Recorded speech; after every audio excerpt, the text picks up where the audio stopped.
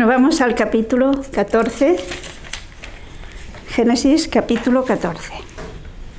Recordemos que se había separado Lot de Abraham, y había escogido pues la tierra que le parecía más fecunda y en mejores condiciones para que todo le fuese mejor, ¿no? Y ya había dicho que el texto, ya hemos visto que la tierra aquella, sus pobladores estaban muy corrompidos. Pues leamos los versículos del capítulo 14, los versículos 1 al 12. Aconteció en los días de Amrafel, rey de Senaar, de Arioc, rey de Yasar, de Kedorlaomer, rey de Elam, y de Tidal, rey de Goyim, que éstos hicieron la guerra a Berá, rey de Sodoma, a Birsá, rey de Gomorra, a Sinab, rey de Atma, a Semeber, rey de Semboyín, al rey de Belá, o sea, Soar. Estos últimos se coligaron en el valle de Sidim, esto es, el mar de la sal. 12 años habían servido a Kedorlaomer, pero el año 13 se rebelaron. Vinieron pues en el año 14 Kedorlaomer y los reyes que estaban por él, y derrotaron a los refaitas en Asterot, Cranayim, a los zucíes en Ham, a los semíes en la llanura de Kiriyatayim, a los joritas en las montañas de Seir hasta el Parán, que está frente al desierto. De vuelta llegaron en Mispat, o sea Cadés, y batieron todo el territorio de los amalecitas y también a los amorreos que habitaban en Hasesón Tamar. Salieron entonces el rey de Sodoma, el rey de Gomorra, el rey de Atma, el rey de Seboyim y el rey de Belá, esto es, de Soar. Y en el valle de Sidim les presentaron batalla. A Kedorlaomer, rey de Elam, a Tidal, rey de Goyim, a Amrafel, rey de Senaar, y a Arioc, rey de Yasar, 4 reyes contra 5. El valle de Sidim estaba lleno de pozos de betún, y como huyesen los reyes de Sodoma y Gomorra, cayeron allí. Los demás huyeron a la montaña. Los vencedores tomaron toda la hacienda de Sodoma y Gomorra con todos sus víveres y se fueron. Apresaron también a Lot, el sobrino de Abraham, y su hacienda, pues él habitaba en Sodoma, y se fueron.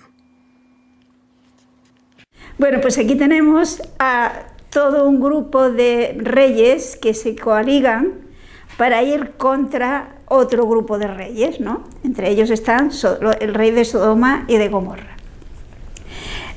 Se piensa que seguramente esto lo que hicieron fue llegan hasta el Mar Muertos, que decía entonces no estaba todavía, es entonces eso que se llama de la selva, y seguramente para facilitarse el comercio, para liberar el camino, para facilitar el comercio. Pero cuando vuelven, se les oponen los reyes de Sodoma y de Gomorra con los otros que se les habían coaligado, pero son derrotados. Entonces tienen que huir. Y aquí tenemos que Lot, que no tiene nada que ver con toda esta serie de batallas, pues sufre las consecuencias. Y tenemos que cuando estos reyes han derrotado a Sodoma y a los reyes de Sodoma y Gomorra, pues hacen lo que era normal entonces, destruir todo lo que, digámoslo así, no les servía o para impedir que el otro luego volvieran a surgir, y llevarse cautivo pues todos los bienes que hubiera, entre ellas las personas que serían esclavos. Por lo tanto, aquí tenemos que Lot, con toda su hacienda y con todas sus familias y criados, etcétera, pues también son llevados en este cautiverio.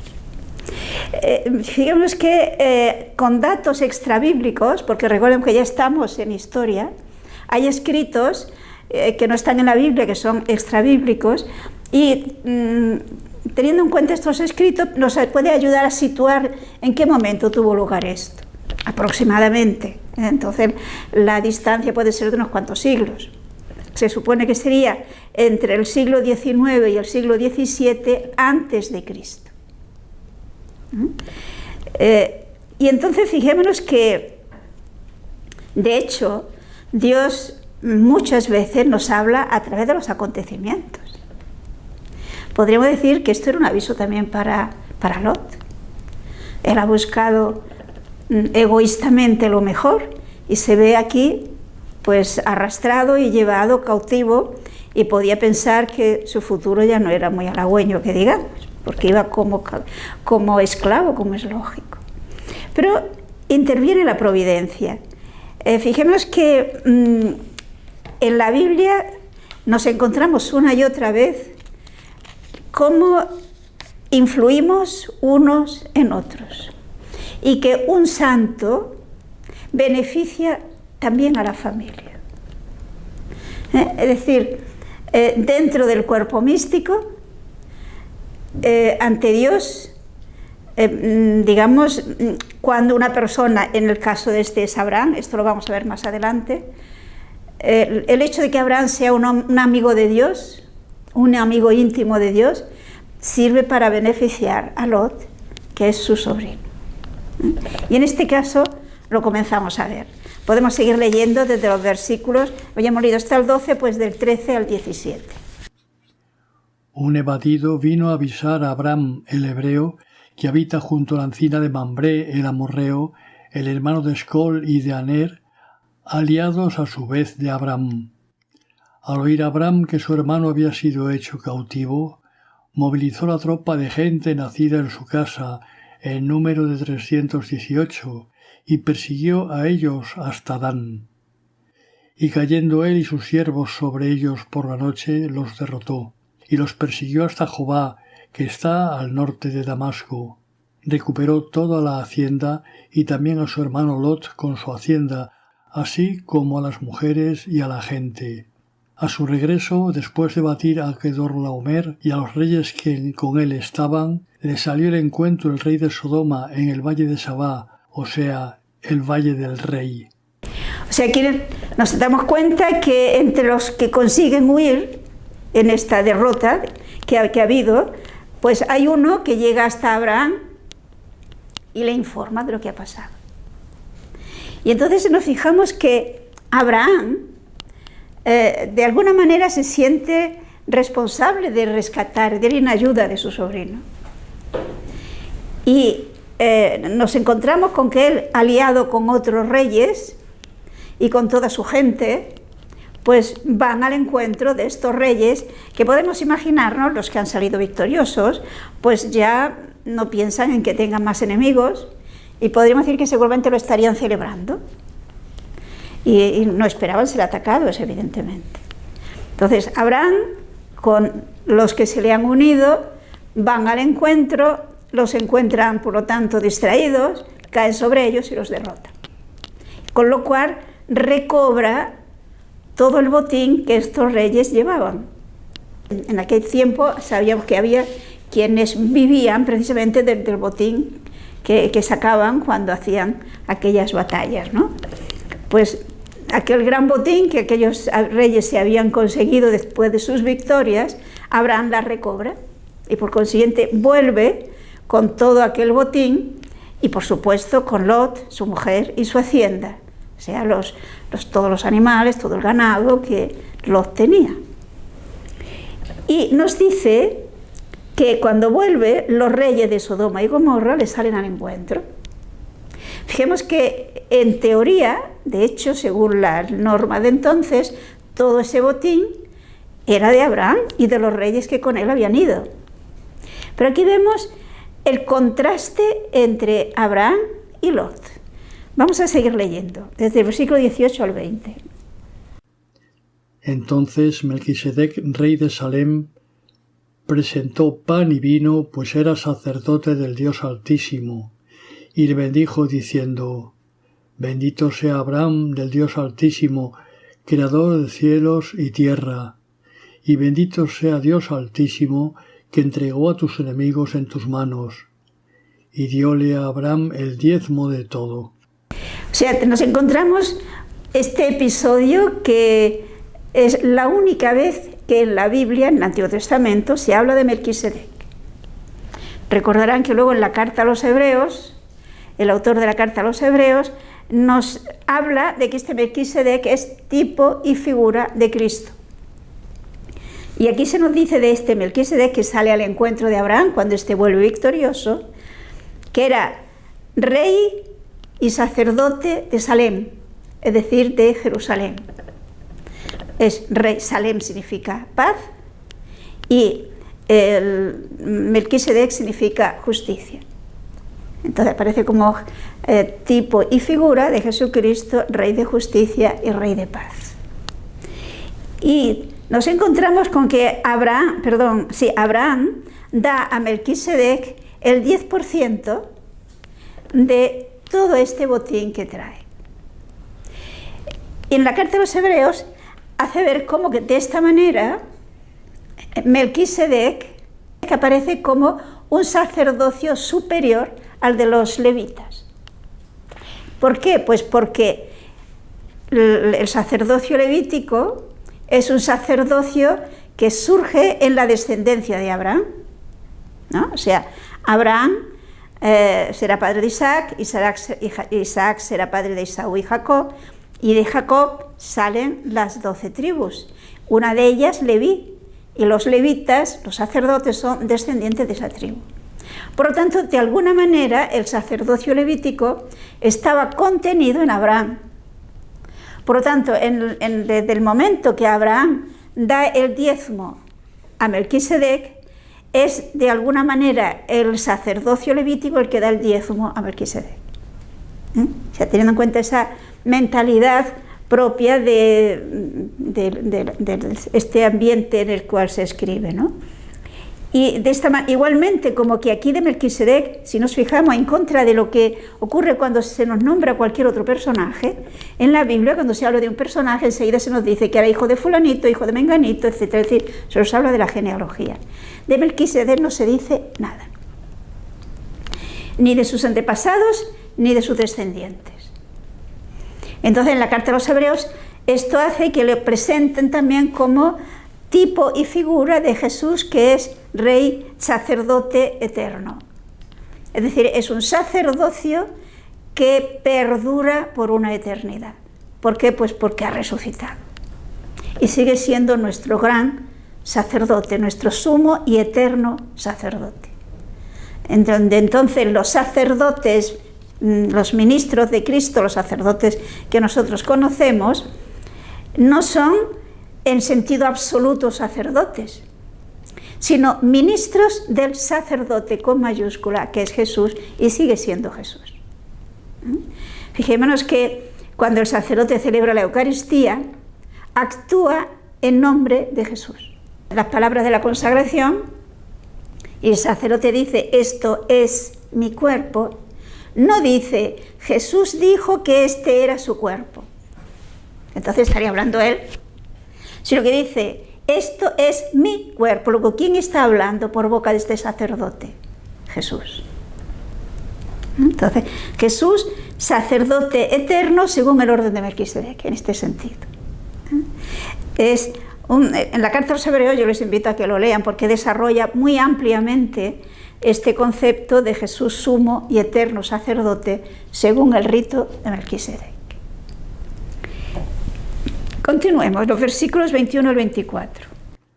Dijo luego el rey de Sodoma a Abraham, dame las personas y quédate con la hacienda. Pero Abraham dijo al rey de Sodoma, alzo mi mano ante Dios Altísimo, creador de cielos y tierra. Ni un hilo, ni la correa de un zapato, ni nada de lo tuyo tomaré, y así no dirás, yo he enriquecido a Abraham. Nada en absoluto, salvo lo que han comido los mozos y la parte de los hombres que fueron conmigo, Aner, Escol y Mambré, ellos que tomen su parte. O sea, nos encontramos con que, digamos, los reyes de Sodoma y Gomorra le piden que, bueno, que le devuelva las personas, pero los bienes que se los quede. En teoría, él podía quedarse con todo, también con las personas. Pero los reyes le piden que, bueno, que le dé los habitantes del pueblo, que estos quedan libres igualmente una vez más, pero que se quede con todos los bienes. Y fijémonos el desprendimiento de Abraham como contraste con los que buscan lo mejor y busca enriquecerse. Aquí se ve cómo para Abraham había algo que para él valía mucho más que las riquezas humanas. que era su seguridad, su fe, su adhesión a Dios. La seguridad de que Dios es su bienhechor y por lo tanto teniendo a Dios nada le falta, que dice Santa Teresa, quien a Dios tiene nada le falta. Y el valor supremo para él es Dios. Y por lo tanto no quiere que digan que estos reyes enriquecieron a Abraham. No, quien le da la riqueza es Dios. Y por lo tanto dice que él no se quedará con nada, dice ni con la correa de un zapato. O sea, nada. Solo eso sí, los reyes que le acompañan, si no renuncian, tienen derecho a que les toque su parte. Pero él personalmente no se queda con nada de este botín que él había conseguido. Y si nos fijamos en todo el contexto, en ningún momento se dice que Lot diera gracias a su tío. Ni eso. Es la actitud propia de los egoístas y de las egoístas, claro, que piensan que todo tienen derecho a todos los beneficios. Se les debe todo tipo de dones y de regalos y de beneficios, ¿no? Pero, por lo tanto, no sienten necesidad de dar gracias. Bien, otra cosa que no he comentado antes, que se nos había dicho en lo relativo a Melquisedec, es que si se fijan, se nos dice que Melquisedec sacó pan y vino, como sacerdote del Dios Altísimo. Digamos, en la liturgia cristiana y en la religión cristiana, se ha visto aquí como un símbolo de la Eucaristía. Pero es posible que la intención no fuera propiamente esta, sino que es un banquete, podríamos decir, una comida como acción de gracias. Claro que tenía un sentido de agradecer a Dios, pero quizás propiamente la intención de Melquisedec no fuera ofrecer un sacrificio, sino una fiesta, una celebración, un agradecer a Dios. Pero ciertamente aparece como tipo y figura de la Eucaristía, que es precisamente la acción de gracias suprema que damos a Dios. Eucaristía significa esto, acción de gracias. Bueno, y entonces vamos al capítulo 15. Podemos leer del 1 al 3. Después de estos sucesos fue dirigida la palabra de Yahvé a Abraham en visión en estos términos: No temas, Abraham, yo soy para ti un escudo, tu premio será muy grande. Dijo Abraham: Mi señor Yahvé, ¿qué me vas a dar si me voy sin hijos? Dijo Abraham: He aquí que no me has dado descendencia, y un criado de mi casa me va a heredar. O sea, nos encontramos pues con que, una vez más nos encontramos con esa relación de diálogo, de confianza entre Abraham y Dios. Y que siempre, si nos fijamos, la iniciativa es parte de Dios. Y Dios se le manifiesta a Abraham, y fijémonos la afirmación que es muy frecuente, este pensamiento es muy frecuente en la Biblia: no temas, Abraham. Es decir, es una invitación que la encontramos muchas veces en la Biblia para indicarnos que ante Dios no debemos tener miedo. Que Él es, como dice aquí, yo soy tu escudo, yo soy tu recompensa. Lo que nos dirá San Juan es que Dios es amor. Por lo tanto, Dios nos pide que nos confiemos a Él, que no vayamos en nuestra vida cristiana con miedo, porque es Él el que nos ama, el que nos apoya, el que nos protege, el que nos consuela, digámoslo así. Y entonces, después de presentarse Dios como su escudo, como alguien que quiere que Abraham viva confiado en las manos de Dios, le promete una vez más hacerle padre de un pueblo. Yahvé le dijo, Abraham le dice: pero Señor, ¿qué me vas a dar? En este caso, si Dios se le presenta como tu escudo, el que te da todas tus riquezas, por decirlo de alguna manera, en un sentido amplio, la idea de riqueza, y le dice: ¿pero qué me vas a dar? Si no me has dado un hijo. Recordemos que ya le había prometido que le haría padre de un gran pueblo. Entonces aquí como que de alguna manera Abraham, que ya se va haciendo muy mayor, fijemos que en la historia de Abraham, como en la mayoría de los textos de la Biblia, aparece la imagen de Dios como quien no tiene prisa. Yo recuerdo que María Benedicta hablaba de las lentitudes de Dios.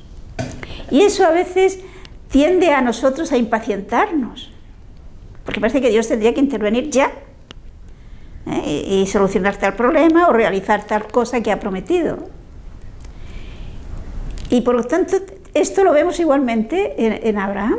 ¿Pero qué me vas a dar si no tengo hijos? Y que se ve que ya lo había solucionado, ese no tener hijos, y había declarado como heredero a un esclavo nacido en su casa, a Eliezer. Por supuesto que según las leyes, en este caso, si nace un hijo natural, entonces ya pasa por ser heredero el hijo natural.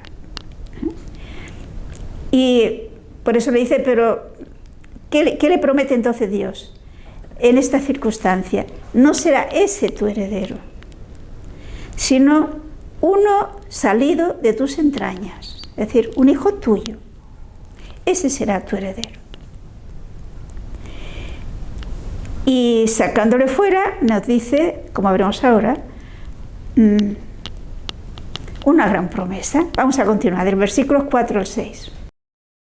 Mas he aquí que la palabra de Yahvé le dijo: no te heredará ese, sino que te dará uno que saldrá de tus entrañas.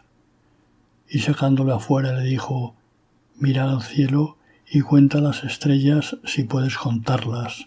Y le dijo: así será tu descendencia. Y creyó él en Yahvé, el cual se lo reputó por justicia. La afirmación de Dios, repito, no será ese Eliezer tu heredero, sino un hijo tuyo, uno salido de tus entrañas. Y entonces le hace salir fuera y le hace ver el cielo. Podemos imaginar que no había contaminación, ¿verdad? Entonces un cielo estrellado, pues si puedes contar las estrellas, así de numerosa será tu descendencia. Y fijémonos que nos dice que Abraham creyó. Fijémonos que esta fe de Abraham realmente es una fe contra toda evidencia, contra toda esperanza, porque ya se va haciendo mayor, es muy mayor, su esposa también es mayor y es estéril. Y ahora nosotros podríamos pensar, bueno, ¿y por qué Dios no le ha dado el hijo ya? Dios podía habérselo dado. Pero aquí vemos algo que, no olvidemos que dice San Pablo, que todo lo que se ha escrito para nuestra enseñanza. Aquí vemos algo que nos invita a que aprendamos que con Dios podemos fiarnos, aunque nos parezca que está dormido. Podemos fiarnos que lo que Él ha dicho se hará, aun cuando no veamos ninguna probabilidad, sino quizás todo lo contrario.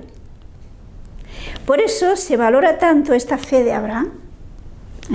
Dice que Abraham creyó y se le computó como justicia.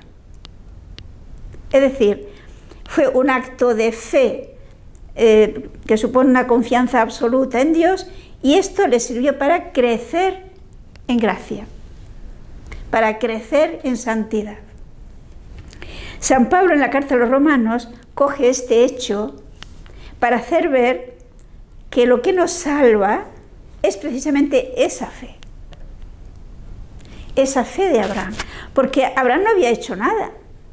Es decir, lo único que hace que es creer lo que Dios le dice, que humanamente hablando no tiene esperanza de recibirlo desde el punto de vista humano, pero se fía de la palabra de Dios y cree. Todavía no había hecho, diríamoslo así, no había tenido lugar la circuncisión, no había tenido lugar el sacrificio de su hijo Isaac.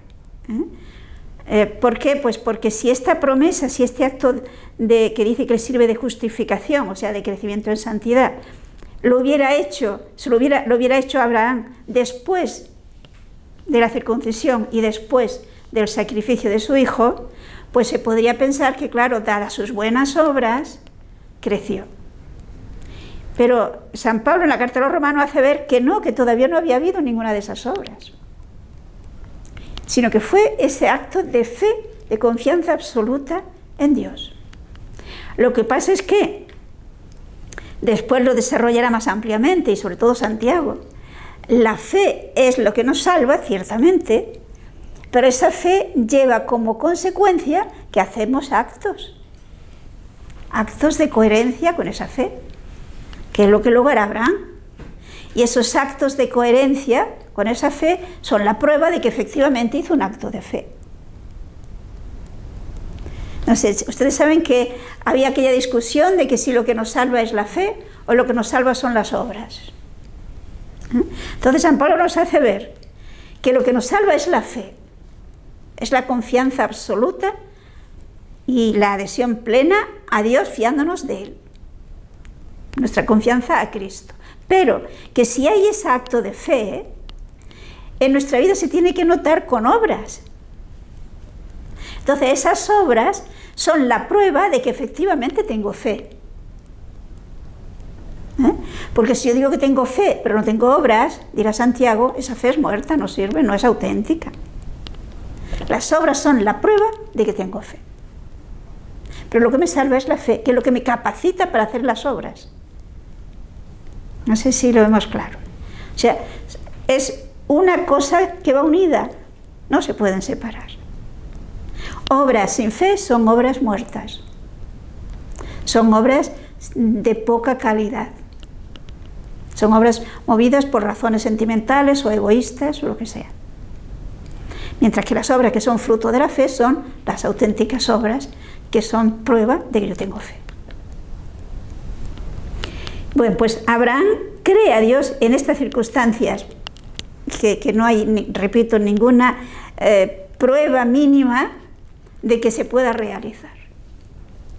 Y por lo consiguiente es un acto heroico de fe. Sigamos, versículos 7 al 11. Y le dijo: Yo soy Yahvé, que te saqué de Ur de los caldeos, para darte esta tierra en propiedad. Él dijo: Mi señor Yahvé, ¿en qué conoceré que ha de ser mía? Díjole: Tráeme una novilla de 3 años, un carnero de 3 años, una tórtola y un pichón.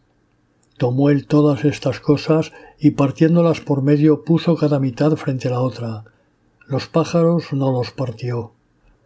Las aves rapaces bajaron sobre los cadáveres, pero Abraham las espantó. Aquí tenemos un episodio que a nosotros nos resulta extraño, pero que entra dentro de lo que era normal en aquel momento, en aquella cultura y en aquel ambiente. Y es que cuando 2 personas hacían alianza, hoy se firman, ¿no?, unos documentos y firman los 2 o los 2 grupos y ahí consta que se ha hecho alianza. Pero en aquel momento esta ceremonia era una ceremonia de hacer alianza. Es decir, ¿qué se hacía? Pues se cogían animales, se partían por la mitad, se ponía una frente a la otra, una mitad frente a la otra. Por esto aquí se le dice Dios: elígeme una vaca de 3 años, un cordero igualmente de 3 años y una cabra también de 3 años. Y luego además una tórtola y una paloma, ¿no? Entonces los animales grandes los partirá por la mitad y pondrá cada parte, cada mitad en un lado. Y los más pequeños pondrá uno a un lado y el otro al otro lado. Cuando se hacían ese tipo de alianza, entonces los que hacían la alianza pasaban por medio de estos animales así separados, diciendo que se hiciera con ellos lo que se había hecho con aquellos animales si no se cumplía lo que habían prometido. Es una manera solemne que se hacía delante de los demás, ¿no?, de que realmente se habían comprometido seriamente a aquello, lo que fuera, ¿no? Entonces aquí Abraham le pregunta: ¿y cómo lo sé? Por decirlo así, ¿dónde tengo yo el documento? Diríamos nosotros ahora, ¿no? Entonces Dios le dice, fijémonos cómo Dios entra en hablar su lengua, sus costumbres. Entonces Dios va a hacer alianza con Abraham como hacían los hombres en su tiempo. Por eso le dice que coja esos animales, que los parta por medio. Fijémonos que no es un sacrificio que se ofrece a Dios, porque esos animales no se van a comer ni se van a quemar, luego se van a enterrar. Porque no es un sacrificio, es un rito de hacer pacto entre Yahvé y Abraham. Y fijémonos que la iniciativa parte de Dios.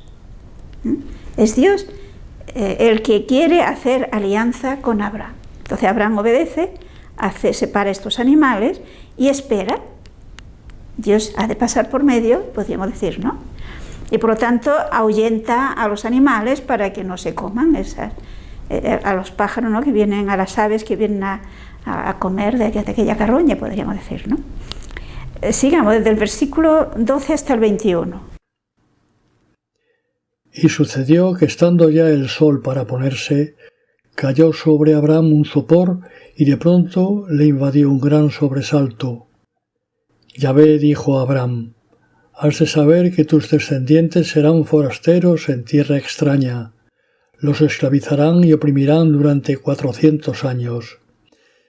Pero yo a mi vez juzgaré a la nación a quien sirvan, y luego saldrán con gran hacienda. Tú, en tanto, vendrás en paz con tus padres, serás sepultado en buena ancianidad. Y a la 4ª generación volverán ellos acá, porque hasta entonces no se habrá colmado la maldad de los amorreos. Y puesto ya el sol, surgió en medio de densas tinieblas un horno humeante y una antorcha de fuego que pasó entre aquellos animales partidos. Aquel día firmó Yahvé una alianza con Abraham, diciendo: a tu descendencia he dado esta tierra, desde el río de Egipto hasta el río grande, el río Éufrates. Los kenitas, kenicitas, cadmonitas, hititas, pericitas, refaitas, amorreos, cananeos, girgasitas y jebuseos. O sea, fijémonos que realmente es emocionante este relato. Se nos habla de que están rato, están horas, seguramente, estos animales así, ¿no? Y cuando ya está para ponerse el sol, Abraham tiene una experiencia mística, podríamos decir. Y entonces Dios le manifiesta, le ha prometido darle en posesión aquella tierra, le manifiesta que no será de inmediato, sino que su descendencia irá a otra tierra, ¿no dice? Has de saber que tu descendencia será extranjera en una tierra, no suya. Tiempo en que están en Egipto. Y allí acabarán en servidumbre y la oprimirán. Y esa estancia durará 400 años. Pero luego Dios juzgará a ese pueblo que ha oprimido a descendientes de Abraham y saldrán con mucha hacienda. Pero él no verá esa tierra, la posesión de esa tierra. Será su descendencia. O sea, fijémonos cómo Dios nos habla con perspectiva. A veces nosotros solamente vemos, podríamos decir, lo que vemos delante de nuestra nariz. Y Dios ve mucho más allá. Fijémonos que aquí Él hace una promesa que van a pasar siglos antes que se realice. Pero se va a realizar. Y no sé si han fijado por qué no le da en ese momento aquella tierra. Porque dice que la corrupción, la iniquidad de toda esta serie de pueblos, que ciertamente ya no son lo que tendrían que ser, pero todavía Dios tiene paciencia. Le da tiempo para que se arrepientan, pero ellos se van a corromper cada vez más. Y por lo tanto, Dios se va a valer de la llegada de los descendientes de Abraham para, digámoslo así, limpiar aquella tierra. Y que se establezca en los descendientes de Abraham y se forme el pueblo de Dios. Pero entre la elección de Abraham y la formación del pueblo de Dios van a pasar siglos. Y Dios se lo revela a Abraham. Y aquí nos habla de cuáles eran los pueblos que habitaban entonces la tierra de Canaán. Aquí se nos habla del quineo, del quineceo, del cadmoneo, etcétera, etcétera. Y todos estos, Dios les da tiempo para que se arrepientan. Pero si se han fijado, cuando ya se pone el sol, Abraham experimenta que efectivamente Dios se compromete, acomodándose a sus maneras de comprometerse, y ve como un fuego que pasa por en medio de estos animales que ha separado. Es decir, es Dios que pasa simbolizado en aquel fuego, y por lo tanto Abraham puede tener la seguridad de que Dios ha hecho ese pacto con él. Que efectivamente Dios se ha comprometido, diríamoslo así, seriamente, a darle en posesión aquella tierra y a darle un descendiente, del cual saldrá ese pueblo. Es importante tener en cuenta este pacto que Dios ha hecho con Abraham para que entendamos también lo que sigue. Podríamos decir, quizás pensar, que después de una experiencia como esta de Abraham, parece que ya todo tenía que haberle serle fácil, y todo tendría que serle más claro.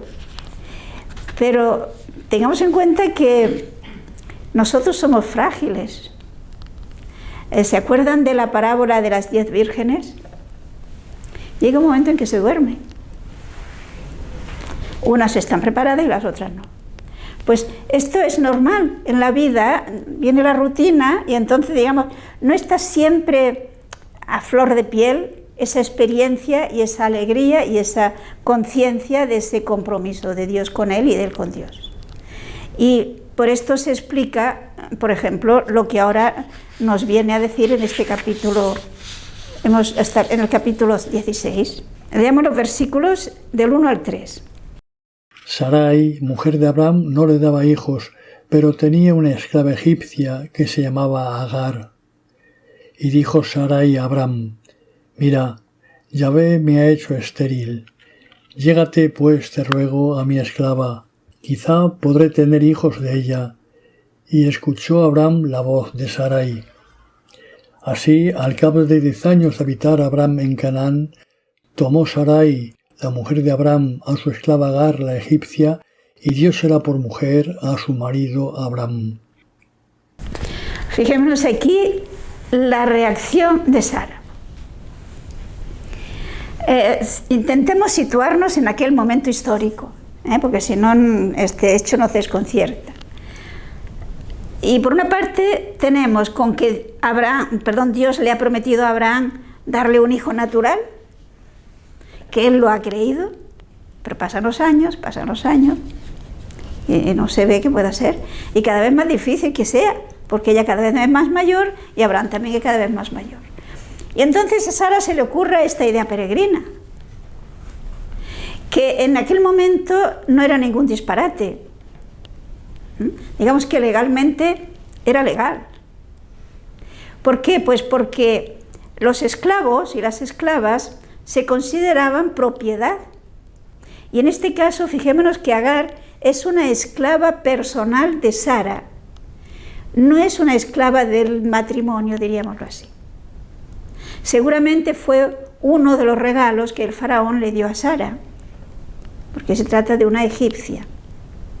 Por lo tanto, como que Agar es esclava personal de Sara, si ella da a Agar como esposa a su esposo Abraham, los hijos de esta esclava pasarían por ser hijos de la señora, porque la esclava es propiedad suya. Esta es la mentalidad. Por esto Sara le dice: mira, Yahvé me ha hecho estéril, entra pues a mi esclava a ver si por ella puedo tener hijos. Yo puedo tener hijos.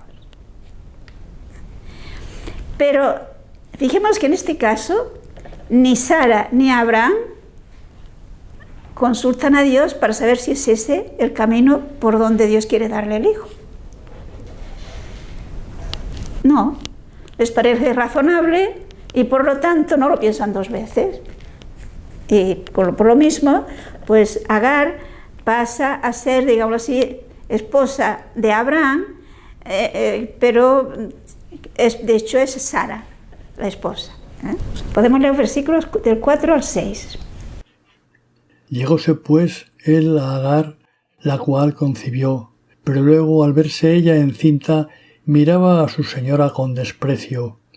Dijo entonces Sarai a Abram: mi agravio recaiga sobre ti, puse mi esclava en tu seno, pero al verse ella encinta me mira con desprecio. Juzgue Yahvé entre nosotros dos. Respondió Abram a Sarai: ahí tienes a tu esclava en tus manos, haz con ella lo que mejor te parezca. Sarai dio en maltratarla y ella huyó de su presencia. O sea, ¿cuáles son? Aquí vemos consecuencias muy humanas. Que Agar, cuando se da cuenta que ella sí queda en estado, queda embarazada, pues desprecia a su señora, desprecia a Sara.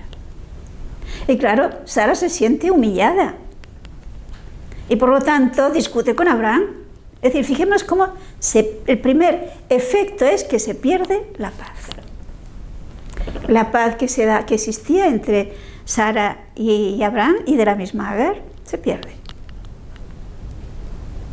Eso no es fruto de Dios, eso es fruto del pecado, del no obrar de acuerdo con una coherencia, no haber consultado primero a Dios. Entonces, cuando Abraham le dice: mira, es tu esclava, lo que quieras, pues Sara castiga a Agar por burlarse de ella, seguramente le golpeó y Agar se escapa. Todo este sufrimiento se lo podía haber evitado si hubieran consultado a Dios antes de tomar esa decisión. Es aquello que ya vimos cuando se trataba de la elección de Lot. La Biblia nos aconseja que consultemos, que reflexionemos antes de dar un paso importante en nuestra vida, que pidamos consejo. Sigamos, versículos 7 al 12. La encontró el ángel de Yahvé junto a una fuente de agua en el desierto, la fuente que hay en el camino de Sur. Y dijo: Agar, esclava de Sarai, ¿de dónde vienes y a dónde vas? Contestó ella: voy huyendo de la presencia de mi señora Sarai. Vuelve a tu señora, le dijo el ángel de Yahvé, y sométete a ella. Y dijo el ángel de Yahvé: multiplicaré de tal modo tu descendencia que por su gran multitud no podrá contarse. Y díjole el ángel de Yahvé: mira, has concebido y darás a luz un hijo, al que llamarás Ismael, porque Yahvé ha oído tu aflicción. Será un onagro humano, su mano contra todos y la mano de todos contra él, y enfrente de todos sus hermanos plantará su tienda.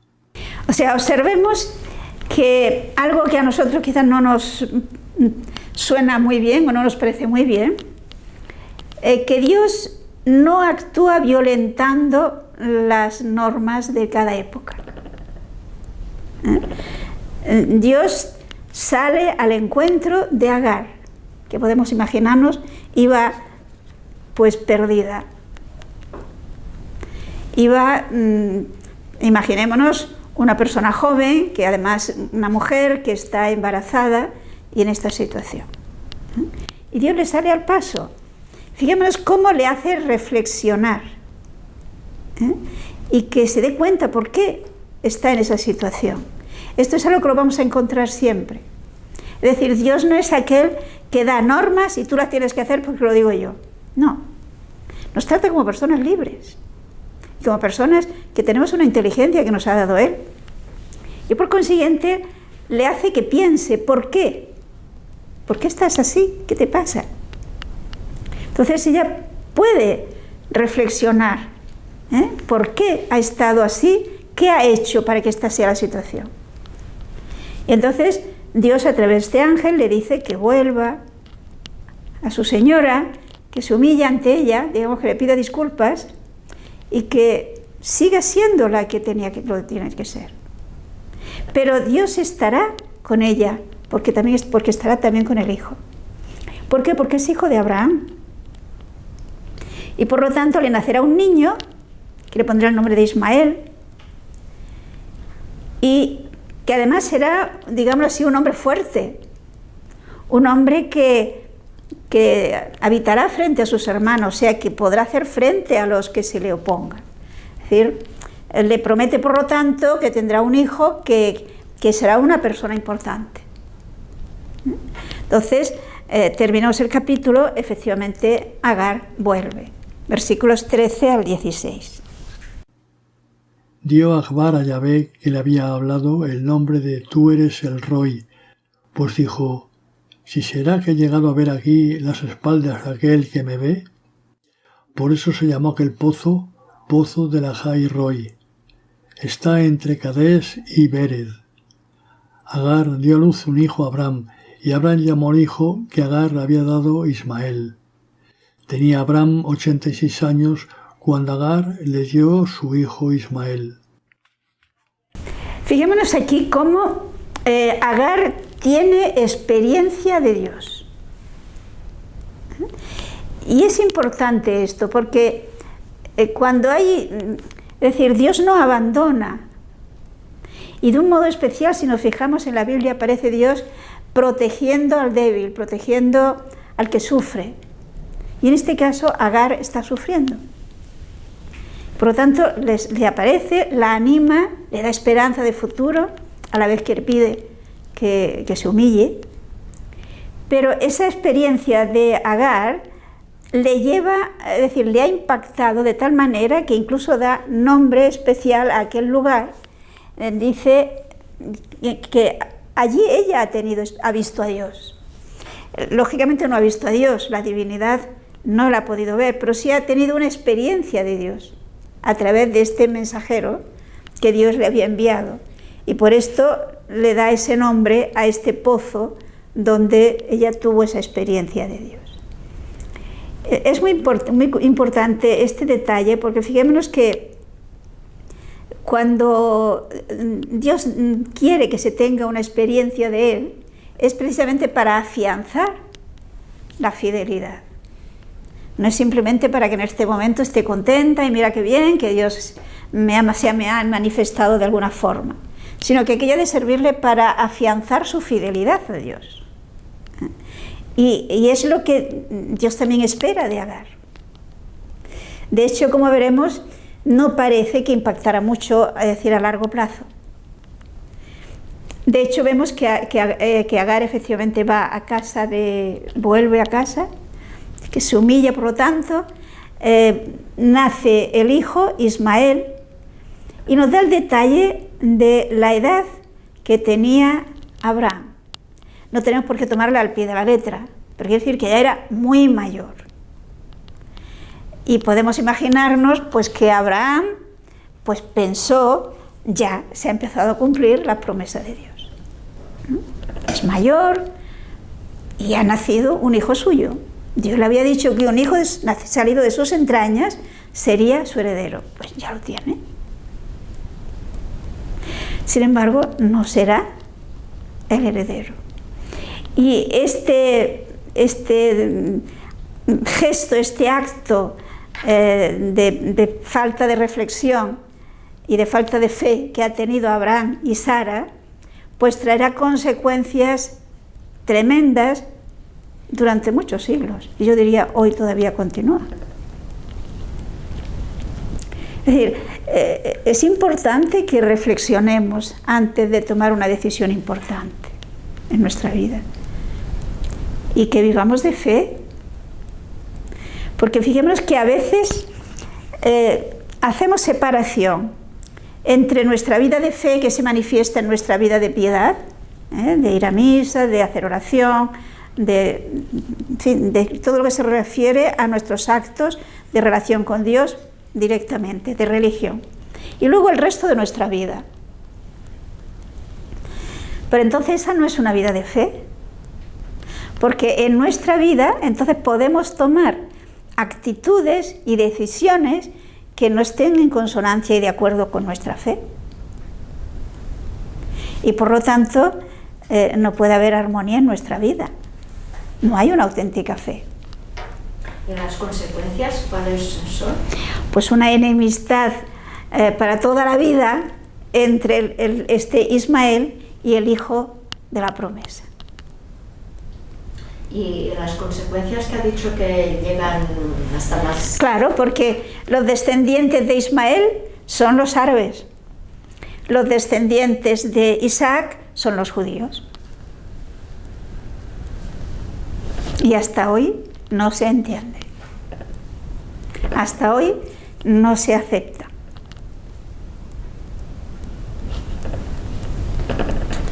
O sea, es unas consecuencias, en este caso, tremendas.